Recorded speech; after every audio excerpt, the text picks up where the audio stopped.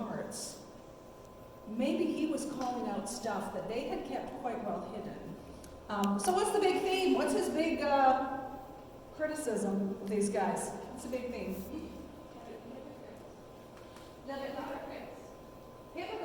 Hypocrites. So saying one thing, doing another.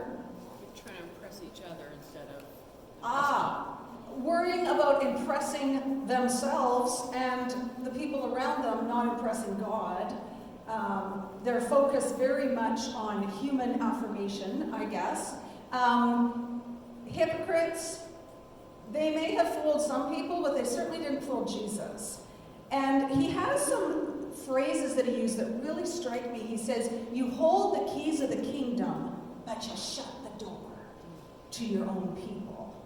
He's saying, you know the law so well. You know the law so well, but it's supposed to point to Jesus, and you miss the whole point, right?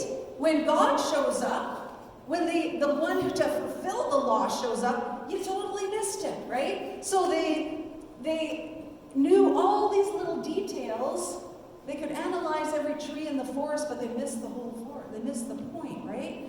Of what was really going on. And so they missed the essence and the heart of God, so that when God showed up, they didn't recognize him. Because they were so focused on all of these rigid rules they put in place that helped them feel not only secure as a Jew, but very special and very, elevated in some way in status. Okay, so we got these scribes and Pharisees. Well, let's move on to the Sadducees, because to be honest, this always kind of confused me. Like Sadducees, Pharisees, what's up with them? But if you recognize it more than just religious terms, but in political terms. So the Sadducees were the aristocratic priestly class, because the priesthood was hereditary, right? Tribe of Levi. And so there was this aristocracy of the priestly class. And because religious power was the same as political power, yes, there were the Romans, we're going to talk about them, in that day, they had a lot of power, and they were wealthy.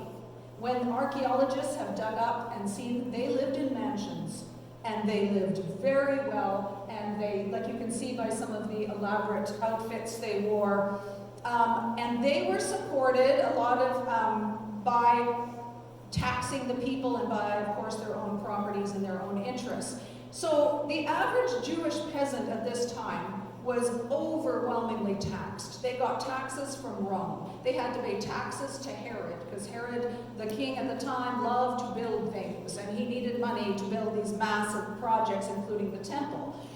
They had to pay temple taxes. Every time they went to the temple, they had to pay a temple tax. And the temple tax had to be in a very particular coin that was not in common use, except in certain areas. So they would have to change their money, change the currency, right? That was the whole idea of the money changers.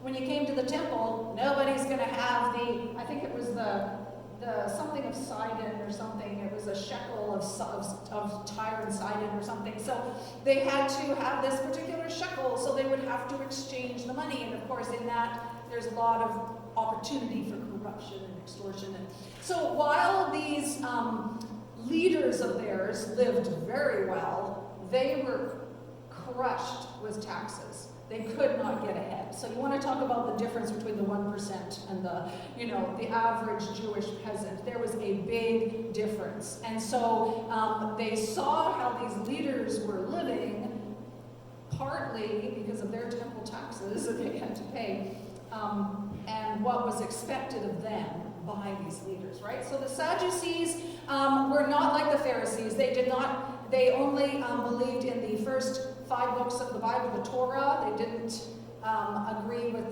they didn't study or I'm not sure believe in, but they didn't study the prophets. And so they did not believe in the resurrection. They were very much focused on this present time. And they were very closely aligned with Rome, because for them to keep their political power and their comfortable lifestyle, they needed to get along with Rome. And this was a problem to some devout Jews. that did not like the influence of Rome in their society. So they were very closely tied to Rome. At the time, in fact, Rome appointed the high priest. So they needed to be in good favor if they wanted to maintain their power. There was a lot of bickering between the Sadducees and the Pharisees, so they were also in the Sanhedrin, which is this Jewish ruling council, was a lot, mostly made up of Sadducees, because they had, they're kind of like the lords of the British, if you want to think about that. They're the aristocracy, they're the ones that have the money and the power. We also have the priests roaming about, and there was quite a lot of them. There were about 20,000 priests. They did not all live in Jerusalem. They lived throughout the area. They had two times a year, they would come in and they would serve at the temple for 1 week. So they would have 1 week of priestly duties at the temple, and it took, some estimates say, about 1,000 priests just to maintain the temple rituals and sacrifices each day. So that's a lot of guys that would come in from wherever their home was and serve at the temple. You see those white outfit on the far left? That is the kind of outfit the average priest would wear. They had special garments, like white linen garments, and they had to be ritually, had to go through certain cleansing rituals when they served at the temple. They would have various duties, like preparing sacrifices, cleaning utensils, getting the various grain offerings and things from the people. And some of them would have duties to go and pray in the sanctuary. We're going to look at the temple a little bit, and various things that had to happen. They were in charge of it. So lots of priests supported by this temple tax.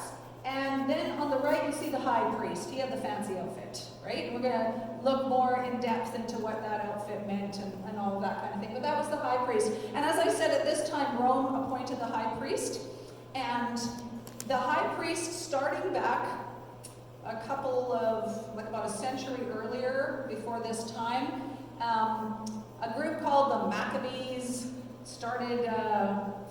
took control in Jerusalem. I won't get into all the history, but they rebelled against their mostly Greek, the remnants of Alexander the Great's empire, because of Antiochus IV Epiphanes. If you ever read Daniel, you'll find out all about Antiochus IV Epiphanes. Really bad guy, like slaughtered pigs in the temple, did horrible things, and so the Maccabees rose up and they rebelled against this guy, and they maintained power, and so they made themselves high priest and king. So now the high priest was kind of the king for a while. And they had some power and control until Rome asserted their authority over them again. So at this time in Jesus' day, it's no longer Maccabees around. They're not the descendants. So the descendants of the Maccabees were, like, they inherited the role of high priest and king. So no separation between church and state. They're kind of the same. But then we come to the time of Jesus, and the high priest is very connected with the Roman authorities, because he's the one who appointed them. And therefore, and they also lived in luxury, very high status, had a lot of power. The priests were, as I said, they took turns coming in to serve at the temple, and they maintained this massive religious ritual and sacrificial system that centered around the temple. And then we've got these guys, Idumean, Edomite rulers. Okay, you don't need to remember all these words, but there were also always words that were thrown around and I never quite figured out, what are you talking about? Who are the Herods? How come there's so many Herods? Well, actually, Herod became kind of a dynasty name. So not everybody was named Herod, but they put sort of the title Herod because they were part of Herod's sort of dynasty. Herod was an Edomite, that's sort of the Jewish tribe, or the Greek word was Idumean. Who are they? They're the descendants of Esau. Remember Jacob and Esau way back when? Abraham, God said through your line, you'll have a great nation that will bless the world, and his son was Isaac. Isaac had twins, Jacob and Esau. Jacob was the one that God made the covenant with. It was Jacob's sons that became the 12 tribes of Israel. Esau and the descendants of Esau became the Edomites. And they were not, they did not follow Judaism. They were pagan idol worshippers up until a couple generations before Jesus, when the Maccabees came in and kind of forced everybody to be Jewish. So the Edomites traditionally were enemies of Israel, and they often attacked them. There are more prophecies in the prophets against the Edomites than any other people group. So God had a lot to say about the Edomites, because technically they're the brothers of the Israelites, but they were always at war with them, always undermining them, and so on. So Herod the Great, who built the temple that we're going to be talking about, and who was in power when Jesus was born, was an Edomite. How did he get that role of this king sort of position in Judea when the Romans were in charge? Well, he did a lot of favors for Rome. He worked, supported various Roman empires in their campaigns and endeavors. So politically, he was really brilliant, and he knew how to get in there. He knew how to get noticed and get appointed as the ruler for this area. He was actually only half Edomite. His mother was Arab. So then you've got, the Jews have a king who's not of the line of Abraham and of the covenant that God had made with them, but he's like an Edomite, but also he's an Arab. So that would not set things up for them to be very, very favorably, to look at him with very favorably. They were not impressed with this guy. However, he did a lot of impressive things. And he was a bit complicated because he wanted power, and he wanted prestige and grandeur, and so he was quite a brilliant in terms of visioning these grand buildings and palaces and Masada and the temple, and able to get the financing for this from Rome because he was in favor with Rome, and also from the taxes the people had to pay. So Herod rebuilt the temple. He had a lot of building projects. He was also paranoid of losing his power. So he not only killed his wives, he killed his sons, he killed anybody. It didn't matter. One Roman emperor said it would be better to be Herod's pig than his son, because he might be more, he might survive better. So he was a ruthless guy, and he's the one, there's some historical issues with this, but he was the one that was credited with having all of the baby boys killed when the wise men came to him seeking this king of the Jews, and he heard that there might be some usurper or someone out there that might threaten his throne, so he had all of the babies 3 and under killed. And so that's Herod the Great. Herod had 3 sons. That's who those guys are underneath. They weren't actually called Herod, they were called Archelaus, Antipas, and Philip. He had some other sons too, but they were killed, of course. These are the ones he let live, that were at least alive when he died. And so Herod Archelaus got control of Judea, Samaria, Idumea, so down, around Jerusalem area, and then just north of Jerusalem, Samaria between Jerusalem and Galilee, and so forth. But he didn't last very long because he wasn't a very good ruler. So basically, the Romans came in about AD 6. So this is prior to Jesus becoming an adult and going into ministry, and got rid of him. And that's when Pontius Pilate comes on the scene, because they send the Roman governor in for that area of Judea. Well, Herod Antipas was in charge of Galilee and Perea. So he actually wasn't in charge of Jerusalem, but he was the Herod that arrested and beheaded John, that was criticized because he married the wife of his brother.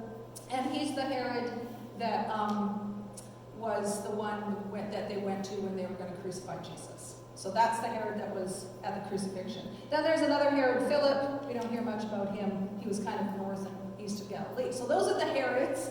One Herod was alive when Jesus was born. One Herod when he died. The 2 in the middle are kind of the big guys to worry about. And interestingly enough, the Herod that, gave the okay for his crucifixion, wasn't even in charge of the Judea area, but up in Galilee. Maybe because Jesus was from Galilee, they went to him. So, but in that time, Judea was actually run by Pontius Pilate, the Romans. So let's go to the Romans. We'll get through all this stuff. Okay, so the Romans, there were 4 legions of soldiers stationed north of Judea, and there were about 4,000 to 6,000 soldiers in a legion. So that's 20,000 soldiers that are just north of Judea to keep the peace, to keep things in order, to make sure things are as they should be. Now, these soldiers could be pretty brutal and ruthless because their whole life was being a fighting machine, right? The Roman army, legendary, and they knew how to train these guys, and they, interestingly enough, they're going to figure in our story because they keep coming around being interested in what these prophets and what Jesus is saying. These Roman soldiers, and they would, because they were, had the power and the authority, they could misuse that and abuse it, right? And basically force you to do things for them or to pay them extra money or so forth. They were like the corrupt police officers, maybe, if there was a nation that has a corrupt police force. That's kind of what they could be, not all of them. They had these centurions, and to be a centurion who was, it's actually not in charge of hundreds, he was in charge of more than that. To be a centurion, you had to be a Roman soldier for years and years and be identified as a really good leader, very bright leader. So a centurion had very high status, and they were paid like 17 times what a Roman soldier was paid. So centurions, who also figure a lot in the Gospels and the Scriptures, we, every so often hear about a centurion. Know that a centurion was a very respected authority in the Roman army, and it took a long time to become a centurion. You didn't just, leapfrog over that. You had to prove yourself to be a centurion. And then, of course, we've got Pontius Pilate, who was the Roman governor at that time. So those are sort of the big main characters that are roaming about Jewish society at this time. You see that there's a lot of, in the power structure, there's just a lot of powerful people to be influencing the average Jewish peasant, farmer, fisherman, and so on. And there was just a lot of places that they had to be aware of and maintain the right relationships with. So what I want you to do now is, at your tables, I wonder if I put this on the slide. Yeah, think about the major characters of Jewish society in Jesus' day. What would be some modern equivalents in our culture today? And why do you think Jesus would have been such a problem for the Pharisees, the scribes, the Sadducees, the priests? Why would they have been so opposed to him from what you now know about them? And maybe the little bit you know about Jesus. So, okay, so talk about those contrasts. Like Jesus kept stepping on their moral laws, their traditions of man. He kept messing with the power structure. He didn't speak in the halls of power. He spoke in the villages with the ordinary people. And someone at our table mentioned that made him very accessible to men, women, rich, poor, Roman soldiers. Roman soldiers couldn't go in the temple. Herod, because he wasn't a Jew, could not go past the court of the Gentiles.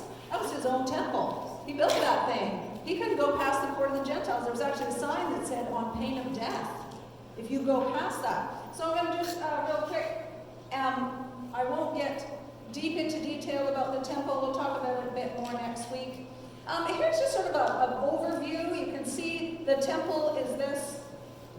It's actually this and all of this that sat on top of that mountain, and you can kind of see going down the valley where it sat. It was at a high point in Jerusalem, Mount Moriah, where they believed that Abraham had gone up to sacrifice Isaac, so it was a very holy place. Here's just a little closer view of the actual temple. You can see the outer courtyard that goes off the screen. That's the court of the Gentiles.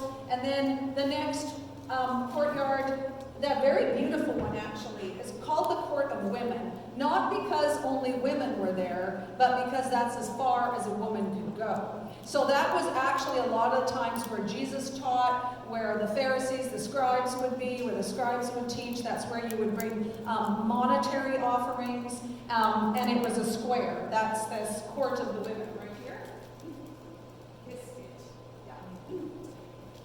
And then the temple, then you go into the court of the men, which is the men could go beyond that, and that's where the sacrifices happened, and the big bronze laver or sea, which is like a big, huge, massive basin where they had these ceremonial cleansing and stuff. And then the tall structure, that is the temple proper itself. And inside there were a couple of chambers. The first chamber had the golden lampstand and the table of showbread and the altar of incense, and beyond that there was this massive heavy curtain. Was the Holy of Holies a square by 20 cubits by 20 cubits by 20 cubits, a cube, a perfect cube, which also Revelation is a perfect cube. So we'll talk about all those connections.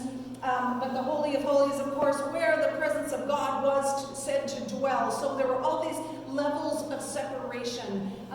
And even before you got to that courtyard of the Gentiles, there were these massive staircases to get up to. And you go through these massive doors, and then you're in that court. And that's in that outer court is where all of the commerce happened, where they were selling doves to sacrifice and selling animals to sacrifice, and where there were money changers, and it was a big kind of commotion in there during the time of Jesus every day, as people were making money off these poor peasants that needed to bring all their offerings, and so they needed, it would be tough to travel all the way from Galilee with your lamb, right, and get it there safely. So you bought you bought the dove, or you bought usually you couldn't afford some of the bigger animals, but the smaller ones at the temple itself. And then you'd have to go, the women, and the Jewish men and priests, of course, could go into the court of the women.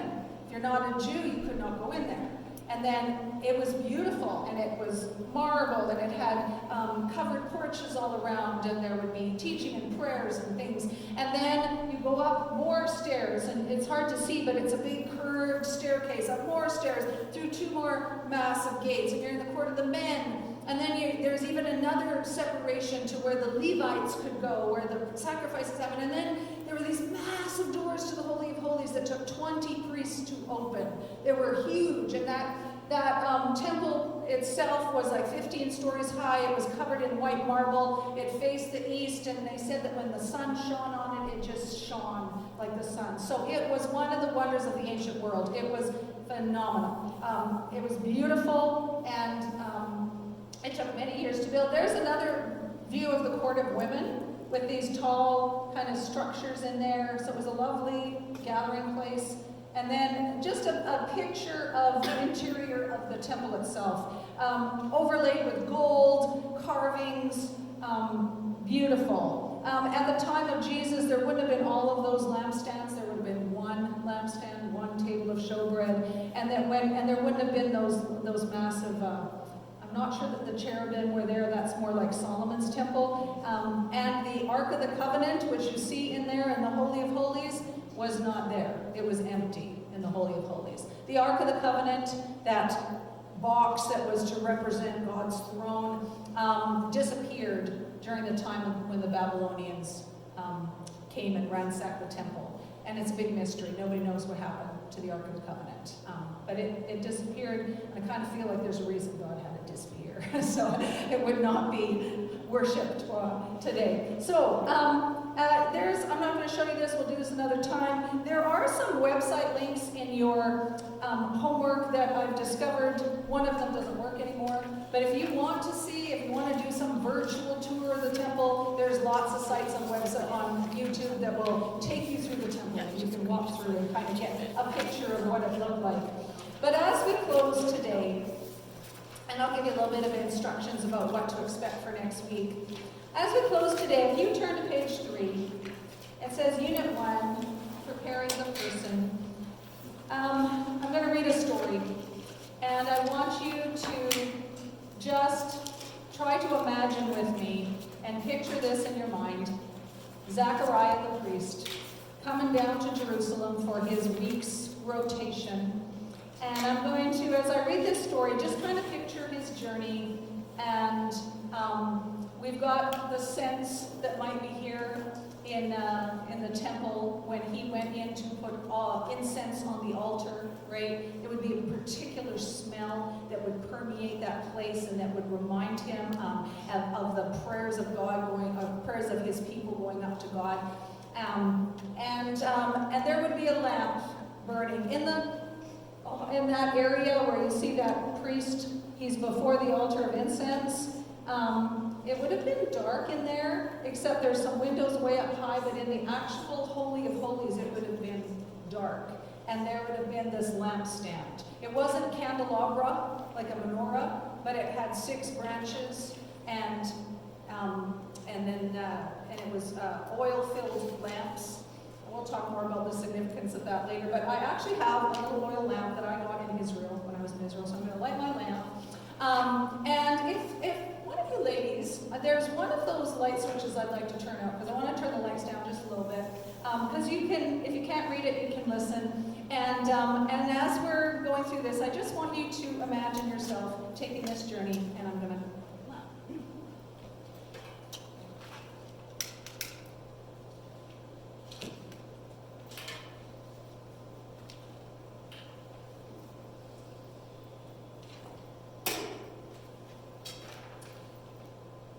It was the 1st century in the Roman province of Judea. As Zechariah left his home in the hill country that day, he was full of anticipation. This was the week that his division of priests were to minister in the temple in Jerusalem. Only 5 times a year did Zechariah make this journey, twice to fulfill his week of duties and also to participate in the annual festivals. It was his opportunity to meet and work alongside his fellow priests as they brought sacrifice, prayers, and worship before the Lord in the great temple built by Herod. Zechariah's home in Utah was about 30 miles south of Jerusalem, in a long line of green hills, forests, and pasture land west of the barren and waterless desert known as the wilderness. Zechariah knew these roads well. As the road rose and fell among the flocks of sheep and olive groves and villages along the way, he thought of the hopes and longings of the past years, longings for his nation, longings for himself. Upon approaching Jerusalem, Zechariah could not help but look up, for Jerusalem sat on a hill, and at the highest point was his destination, the temple. Situated atop Mount Moriah, its courtyards and walls extended across the top of the mountain, creating a huge platform. In the center, facing east, was the holy place, gleaming white marble and gold in the sun. One of the largest and most magnificent buildings in the world. It still impressed him. His destination in sight, Zechariah began to climb.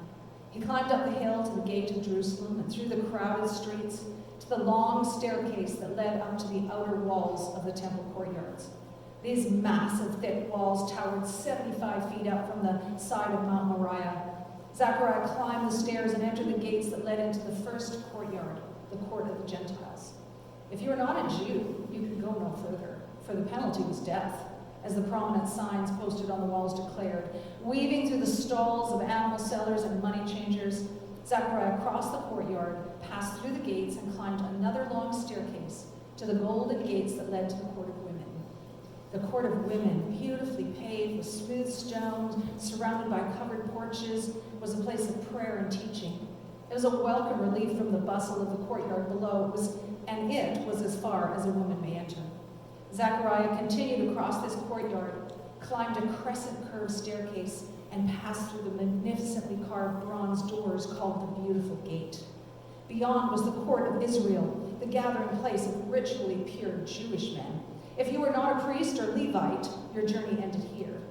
But Zechariah the priest had no such limits. He crossed this courtyard and ascended yet again to an area surrounded by a low wall. This was his destination, the court of the priests. Here was the altar of sacrifice, the huge bronze laver for the cleansing and purification of the priests.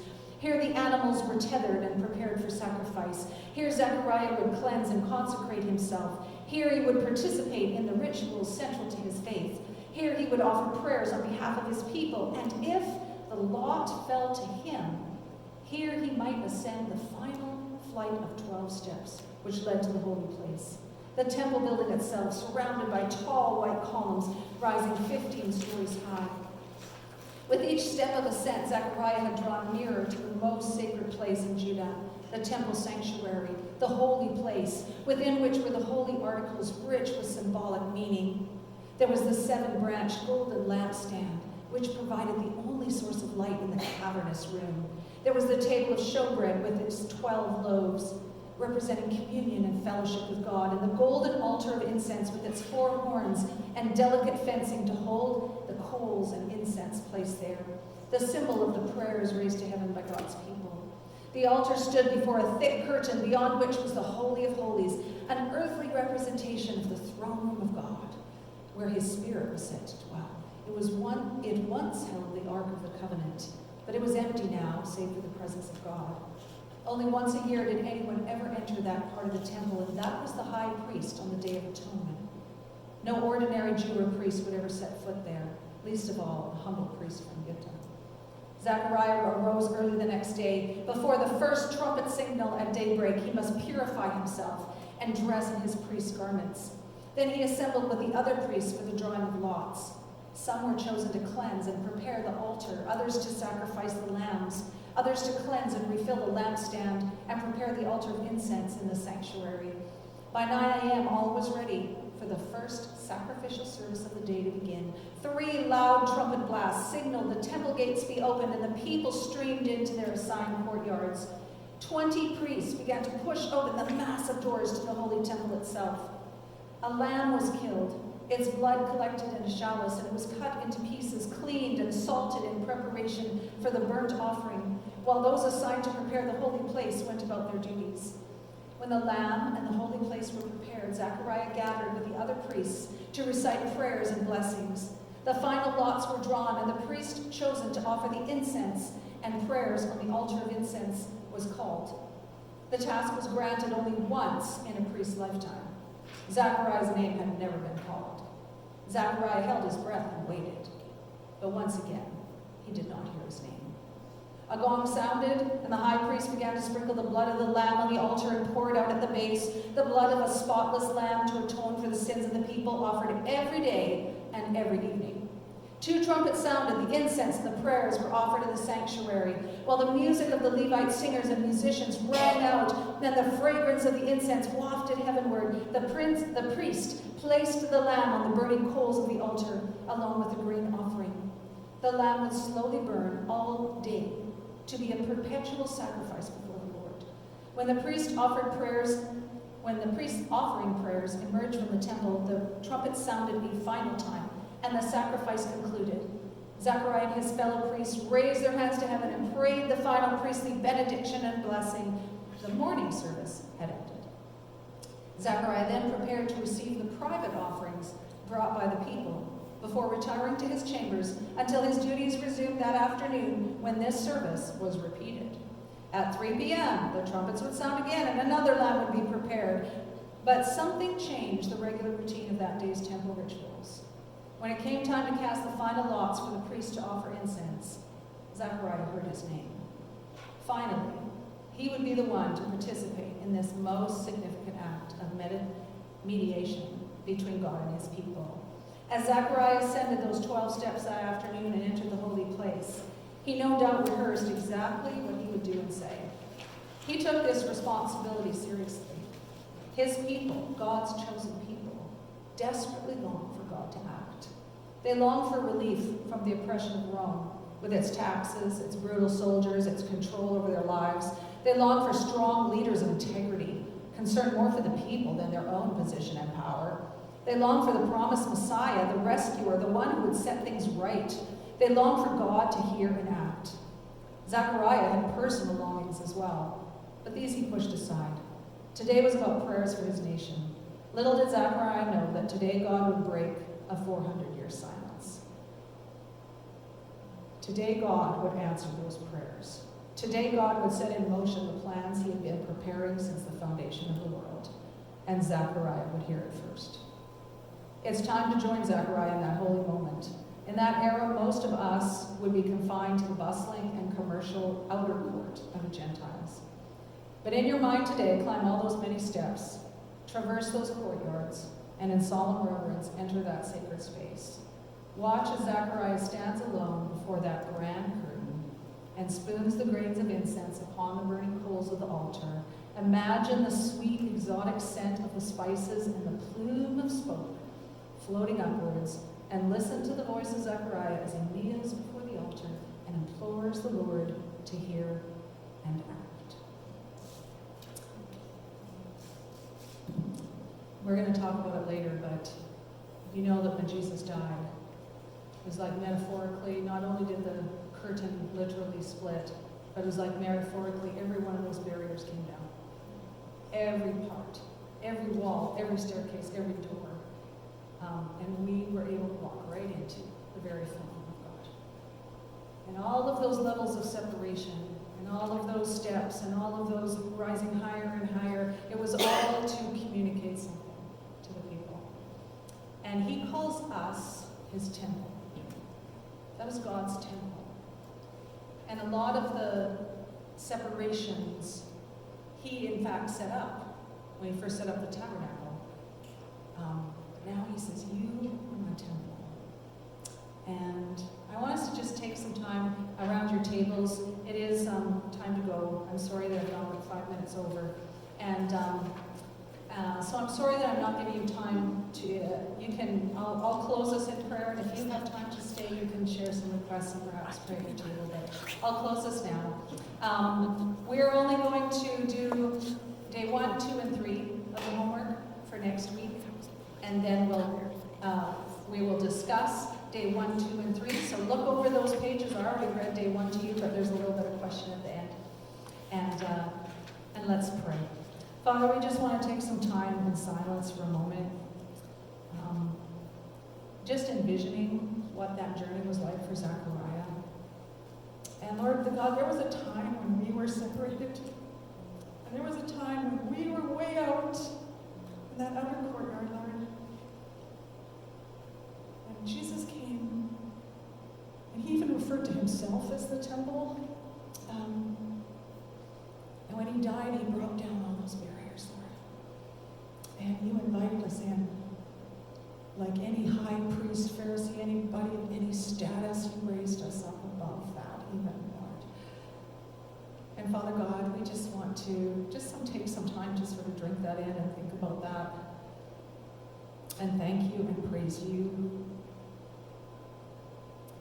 And like Zechariah, Lord, maybe there are some things that we just long to lay before your altar today. Maybe we've been waiting for something. We need you to show up in power in our life in some area that maybe there's uncertainty or confusion or lack of clarity. Maybe we just need to see you do something miraculous in our lives and our families, Lord. God, we'd love to see you do something miraculous in this place, in this church, in Brookswood Church on 36th Avenue. That might seem pretty ordinary and pretty insignificant when stacked up against great and magnificent buildings like the temple, Lord God. We'd love to see you do something supernatural. And Father God, as we just lift our hearts and our minds before you today, whatever that longing is, whatever that prayer is, whatever that thing that we're bringing before your altar, Lord God, I just pray that you would keep us believing that even when we don't see it, even when we don't feel it, you're working. And you hear, and they come up like incense to you, and you can smell and see the smoke, and that visual and that representation of a very real attention that you're giving to us today. And Father God, we just thank you and praise you in Jesus' name. Amen. Okay, thank you. You are dismissed. I know some of you need to go. Sorry I've kept you longer, and